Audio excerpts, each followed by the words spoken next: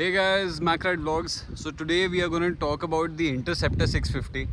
Interceptor 650 के बारे में बात करेंगे कि क्या इसके प्लस पॉइंट्स है, क्या माइनस है. ये एक ओनरशिप रिव्यू है. मैं अपनी इंटरसेप्टर के बारे में ही बात करने वाला हूँ. And to all those who are planning to buy pre owned, वो भी मैं टिप्स वगैरह आपको दूंगा कि एग्जैक्टली क्या चेक करना है, क्या नहीं करना है इसको अगर आप लेने जा रहे हैं तो. Let's start and let's talk about the bike now.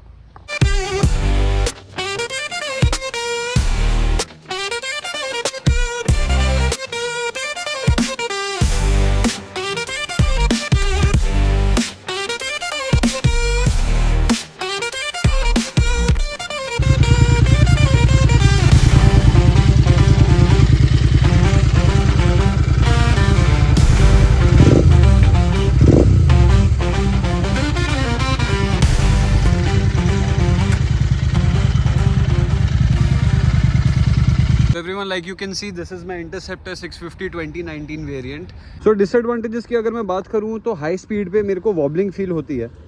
After 130-140 when you know try to pull it even further, तब आपको हल्का सा हैंडल वॉबल फील होता है. इसका मैं आपको बताता हूँ क्या मेरे हिसाब से क्या रीज़न हो सकता है. एक तो 2019 के बाद के वेरिएंट्स में इन्होंने थोड़ा इंप्रूवमेंट किया है कोन सेट और स्टेम नट के आसपास में.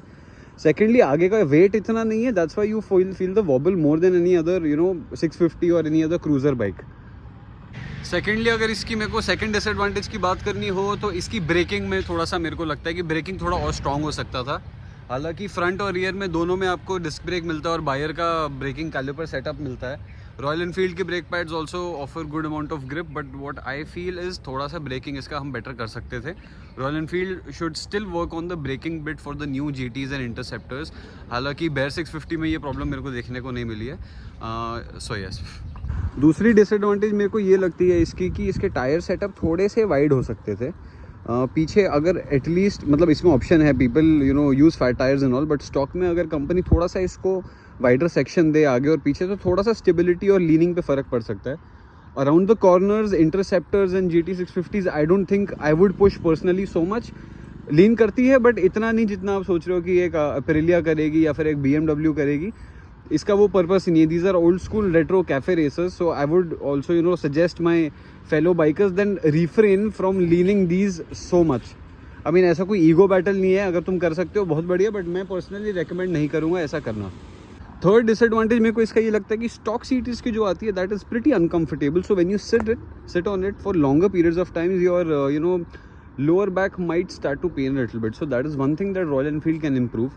The stock seat setup can be done better. And as for the clutch and the brake lever, I think इसमें भी adjustable देना चाहिए था. I think Super Meteor has that option, the new variants that are coming out. But Interceptor, I don't know. I haven't tried the new one, so I can't comment. And if I comment, I don't want to be trolled, so I will leave it at that. Last and foremost thing that I feel is that इस पे जो chrome है, it's a tough job to keep it maintained. You have to keep getting it buffed or polish it yourself. For people who are corporate working, who don't get so much of time other than weekends, it becomes a hassle to maintain all of that chrome. That is exactly the reason that I painted my exhaust. I spray painted them black. So I don't have to maintain so much of chrome. However, उसमें chrome अभी भी है जो कि maintain करने लायक है अभी मेरे हिसाब से. These were the downsides that I spoke. Now let's talk about the advantages and the good parts. It's a comfortable cruiser. I mean, it's a cruiser बोल लो या तो आती तो ये roadster बाइक कैटेगरी में है. GT 650 जितना अग्रेसिव भी नहीं है. Offers you decent amount of comfort given you've changed the seat and all. Secondly, I feel overtaking is not an issue on the highways. Offers good amount of torque. 52 Nm का torque आपको इसमें मिल जाता है. इसमें मैंने कुछ performance modes भी किए जिसके बारे में हम आगे बात करेंगे. Cruising is fine, speed is fine, power is nice. Overtake करने में इतना हैसल नहीं होता. अगर if you want to push it more, just drop a gear and then keep pulling it. I don't know, I mean that's general biker psyche, but that is what I feel. Brakes are decent, could be better like I spoke.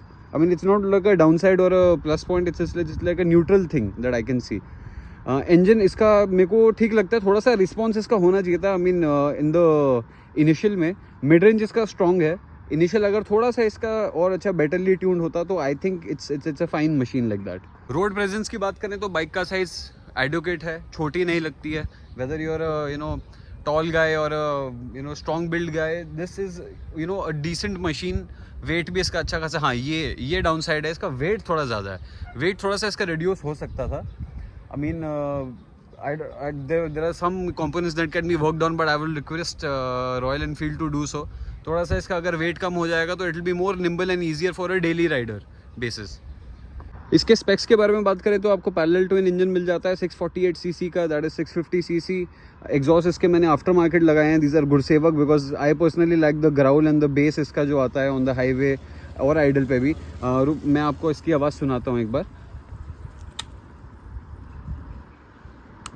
Small tip guys, always जब ये T वाली sound बज रही है ना, ये complete होने के बाद ही इग्निशन मारे, because this is your oil pump gathering the fuel to start the bike.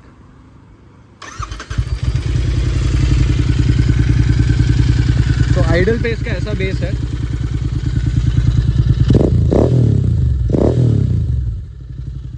And this is how it sounds. So these are Gursevak exhaust. लोग बोलते हैं थोड़ा सा बल्कि है, थोड़ा सा रोड ज़्यादा करता है, बट वो मेरा पर्सनल प्रेफरेंस है। इसमें आप AEW भी यूज़ कर सकते हैं, रेड रूस्टर परफॉर्मेंस भी यूज़ कर सकते हैं, SNS भी यूज़ कर सकते हैं, हालांकि इंडिया में मिलता नहीं है।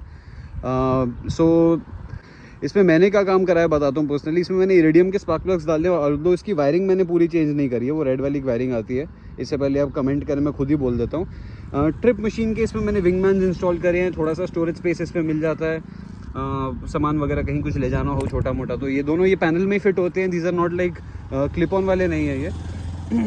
अपार्ट फ्रॉम दैट मैंने हैंडल बार मिरर्स लगाए हैं, इसमें इंस्टॉल किए हैं, which are of Royal Enfield only, these are the genuine ones. Offer good amount of visibility, मतलब इतना नहीं है कि बहुत क्लियर हो जाएगा। ये सिर्फ स्टिकर्स हैं, इसको टूनिंग बोल सकते हैं बट इसका कोई सामान ऐसा जिसमें मैंने लगाया नहीं है, this is just for aesthetic basis. Apart from that forks, मैंने इसके फोक सील्स चेंज करे थे रिसेंटली। BMC का एयर फिल्टर इसमें मैंने डाला है। BHP मैंने इतना डाइनो वगैरह पे लगा के देखा नहीं है, बट स्टॉक से मेरे को थोड़ा ज़्यादा ही मिल रहा है परफॉर्मेंस अगर बात करूँ तो। टायर्स मैंने चेंज करे हैं, tyres I am using Redstine courtesy Motofit garage, and Wingmans and tan seat are from garage cafe, nuts and bolts Gurgaon, please do check out the place. Exhaust मैंने खुद लगवाए थे, मैंने दिल्ली से मंगवाए थे क्योंकि गुड़गांव में मेरे को मिल नहीं रहे थे कहीं पे, गुरसेवक ही चाहिए थे मेरे को। Now let's talk about things that you should check when you are buying a pre owned Royal Enfield. सबसे पहले आपको चेक करना है इसका जो इसकी वायरिंग है, क्योंकि यूजुअली क्या होता है ना, रॉयल एनफील्ड जैसे ही आप वॉश कराते हो, वॉश कराने के थोड़ी देर तक ना कुछ दिक्कत आती है, चाहे आपका स्पीड सेंसर बोल जाएगा या फ्यूल गेज बोल जाएगा, या आपका कोई सर्किट शॉर्ट हो जाएगा कि आपने हेडलाइट ऑन करी और आपकी बाइक ऑफ हो गई। सो वायरिंग अच्छे से चेक करें। रस्टिंग की प्रॉब्लम आती है रॉयल एनफील्ड में, इंडिया का क्लाइमेट भी ऐसा है, सो रस्टिंग्स चेक करें, अगर माउंट्स पर कहीं रस्टिंग नहीं होनी चाहिए। ब्रेक्स ऑफ कोर्स चेक करें। थ्रॉटल और इंजन की knocking you should always check, because इसका टेपिट का टाइमिंग ऑफ हो जाता है, तो उसका it's I won't say too expensive, but हाँ पैसा लगता है उसका टाइमिंग सेट कराने में। टायर्स ज़रूर चेक करें। ब्रेक्स मैंने बता दिया। इंजन का टाइमिंग आप एक बार रेव मार के देखें या फिर स्टार्ट करके देखें कि पहली सेल्फ में ले रही है कि नहीं ले रही है। बैटरी चेक करें, क्योंकि इसका सब कुछ चेक करना आसान है। You just open the seat and check the battery and the wiring. ये साइड का पैनल खोलोगे तो बैटरी का पूरा कैबिनेट निकल आएगा यहाँ से। So these are the few points. Brakes के मास्टर सिलेंडर चेक करें, हमेशा ब्रेक जल्दी बोल जाती है एनफील्ड की। ब्रेक पैड्स हमेशा चेक करें। स्प्रॉकेट चेक करें, और आपका जो गियर शिफ्टर का एंगल है, कभी कभी लोग ऊपर नीचे कर देते हैं अपने हिसाब से, so that is something that you should definitely check. कभी आपको ऐसा हाईवे पे प्रॉब्लम ना हो कि पहला गियर तो लग गया बाकी नहीं लग रहे। सो that is one thing I would suggest. Apart from that मोटा मोटा सब कुछ इसका एक्सपोज ही रहता है, कुछ ज़्यादा इतनी हैवी फेयरिंग या वायरिंग नहीं है, so you should be able to check it yourself. So as a ownership review, things I would suggest in the Interceptor 650 is getting the seat changed. That is the first जो मैंने करवाई थी। Exhaust आपकी मर्जी है, अगर वो आपको परफॉर्मेंस आउटपुट दे रही हैं तो करवा लें, नहीं दे रहे हैं तो ना कराएं। हैंडल बार मिरर्स मेरे को थोड़े से कन्वीनियंट लगते हैं, सामने का विजन थोड़ा क्लियर रहता है। That is one thing that I have gotten done. Apart from that handle bar आप इसमें चेंज करा सकते हो, कस्टम इसमें थोड़ा सा रेस करवा सकते हो। If you don't want the roadster slash cafe racer feel, थोड़ा सा और कंफर्ट चाहिए तो थोड़ा सा इसको रेस करवा के कस्टम हैंडल बार लगा सकते हो। फुट पैक्स वगैरह में इतना कोई मेरे को प्रॉब्लम नहीं है, ठीक है, मेरे को तो स्टांस सही लगता है। Apart from that more than cosmetics I would suggest performance modes, that is iridium spark plugs. Fuel x आपको चाहिए तो प्रो या प्रो प्लस ले सकते हो, थोड़ा BHP बढ़ जाएगा उससे। Air filter you can upgrade to a KNN और अ BMC if you are into performance. Other than that, stock bike, if also if you know आप नई बाइक ले रहे हो और अपने लिए कोई स्टार्ट करने के लिए बाइक देख रहे हो तो स्टॉक में ठीक है, you don't have to do so much of mods on that. So this was MacRide Vlogs. We'll come back with more content and stay tuned.